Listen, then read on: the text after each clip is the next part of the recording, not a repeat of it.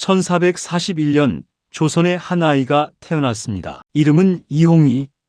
훗날 조선의 6번째 왕 단종이 될 소년이었습니다. 그런데 이 아이의 운명은 태어나는 순간부터 이미 뒤틀려 있었습니다. 어머니는 그를 낳아 세상을 떠났고 아버지는 병약했으며 그를 둘러싼 세상은 권력욕에 굶주린 어른들로 가득했습니다. 그 어른들 중 한 명이 바로 그의 친삼촌이었습니다. 오늘 우리는 12살의 왕좌에 올라 16에 쫓겨나고 17에 죽임을 당한 한 소년의 이야기를 하려 합니다. 1441년 음력 7월 23일 세종대왕의 손자이자 문종의 아들 이홍이가 태어났습니다. 기쁨도 잠시였습니다. 어머니 현덕왕후 권씨는 그를 낳은 지 이틀 만에 세상을 떠났습니다. 단종은 태어나자마자 어머니의 품을 잃었습니다. 아버지 문종은 아들을 극진히 아꼈습니다. 그러나 문종 본인도 허약한 몸을 이끌고 왕이 된 뒤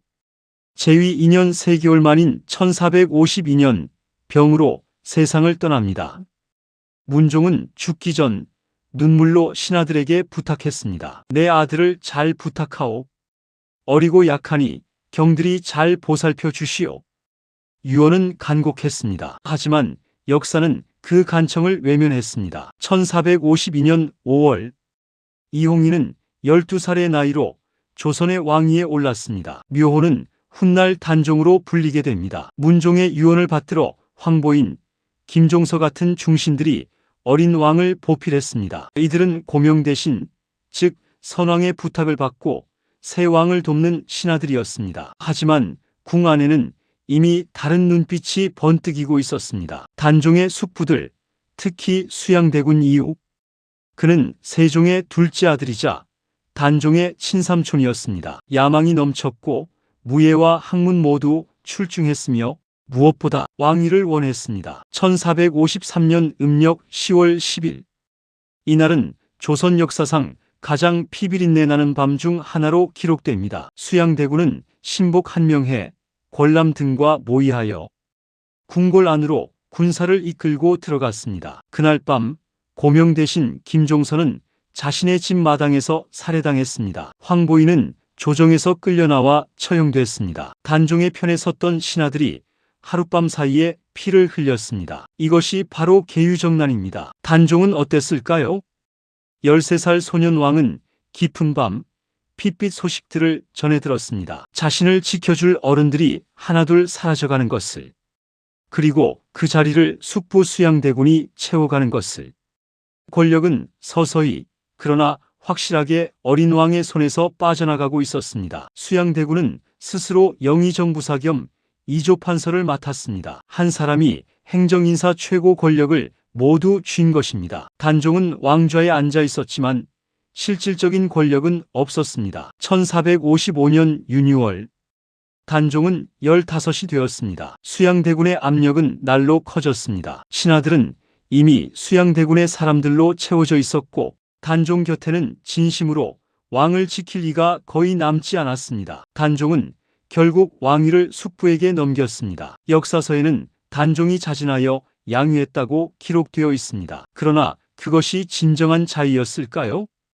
15 소년이 칼을 든 어른들에 둘러싸여 자신의 의지로 왕좌를 포기했다고 믿는 역사학자는 많지 않습니다. 수양대군은 왕이 되었습니다. 그가 바로 조선의 7대 왕 세조입니다. 단종은 왕에서 상왕으로 물러났습니다. 왕좌는 빼앗겼지만 아직 숨은 붙어 있었습니다. 1456년 세조 2년 단종을 다시 왕위에 올리려는 움직임이 있었습니다. 성삼문, 박팽년, 하위지, 이계, 유성원, 유응부, 우리가 사육신이라 부르는 6명의 신하들입니다. 이들은 세조를 제거하고 단종을 복위시키려는 거사를 계획했습니다. 하지만 거사 직전 내부 밀고로 계획이 발각되었습니다. 성삼문은 잡혀 혹독한 고문을 받았습니다. 뜨거운 인두로 살을 찢는 고통 속에서도 그는 세조를 전하가 아닌 날이라 불렀다고 전해집니다. 왕으로 인정하지 않겠다는 선비의 마지막 자존심이었습니다. 6 신하는 모두 처형되었습니다. 그들의 가족도 화를 피하지 못했습니다. 이 사건은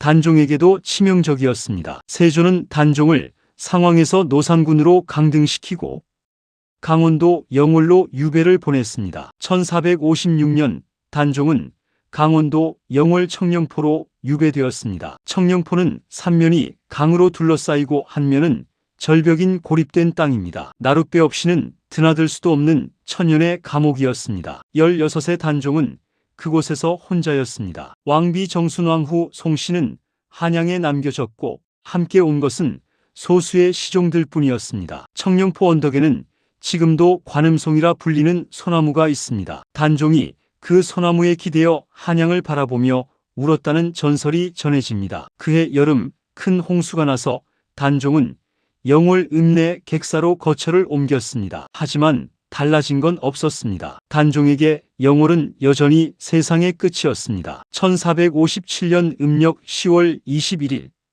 세조는 단종에게 사약을 내렸습니다.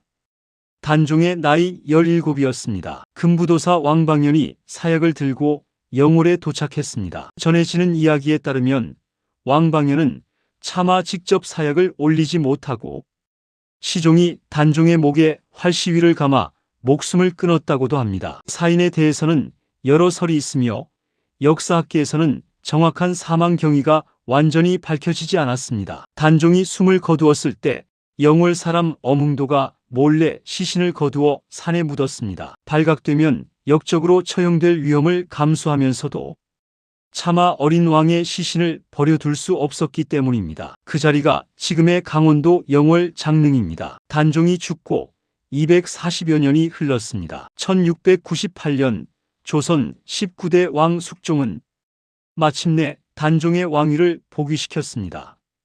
노산군으로 강등되었던 이름은 다시 왕의 칭호를 되찾았고 묘호 단종이 내려졌습니다. 왕비 정순왕 후 송씨도 복위되었습니다.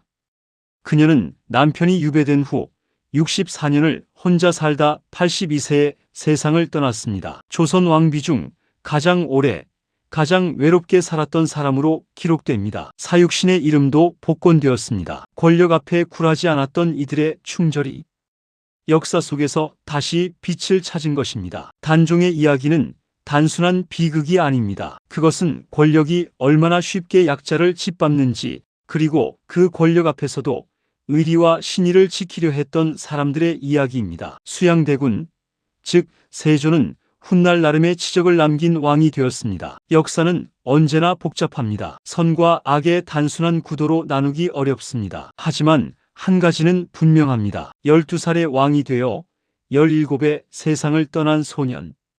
어머니 얼굴도 모르고 아버지도 일찍 잃고 마지막엔 삼촌에게 왕좌와 목숨까지 빼앗긴 소년. 그 이름 단종을 우리가 기억해야 하는 이유가 바로 여기 있습니다. 역사는 사라지지 않습니다. 다만 잊혀질 뿐입니다. 그리고 우리가 기억할 때 다시 살아납니다. 오늘 영상이 좋으셨다면 구독과 좋아요 부탁드립니다. 다음 영상에서는 단종 곁을 끝까지 지킨 사람들, 사육신과 생육신의 이야기를 더 깊이 다루겠습니다.